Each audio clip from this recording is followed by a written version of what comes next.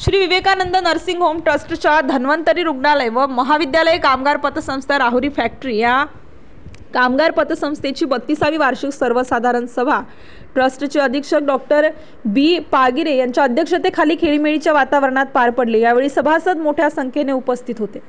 संस्थेच्या सभासदांनी सभेत सहभाग नोंदविला व मार्गदर्शन केले। सभेत सर्व विषय एकमतांनी मंजूर करण्यात आले। पतसंस्थांचे चेअरमन गजानन वराळे म्हणाले की नर्सिंग होम ट्रस्टचे अध्यक्ष प्रशासकीय अधिकारी दीपक पराळे व संस्थेच्या सर्व अधिकाऱ्यांचे वेळोवेळी मार्गदर्शन लाभत आहे। सर्व संचालक मंडळाच्या वतीने सभासदांना 10% लाभांश जाहीर केले।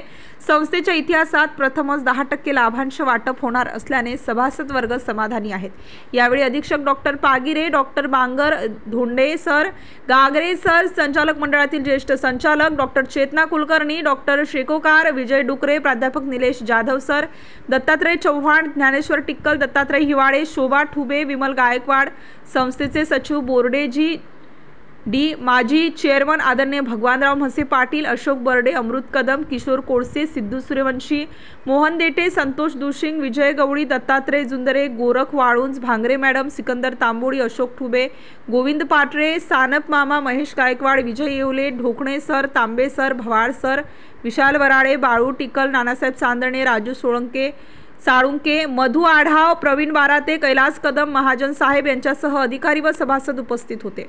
सूत्रसंचालन व्हाईस चेअरमन विजय डुकरे यांनी केले। आभार फार्मसी महाविद्यालयाचे उपप्राचार्य धोंडे सर यांनी मानले। स्टार न्यूज साठी अस्फाक सय्यद, राहुरी।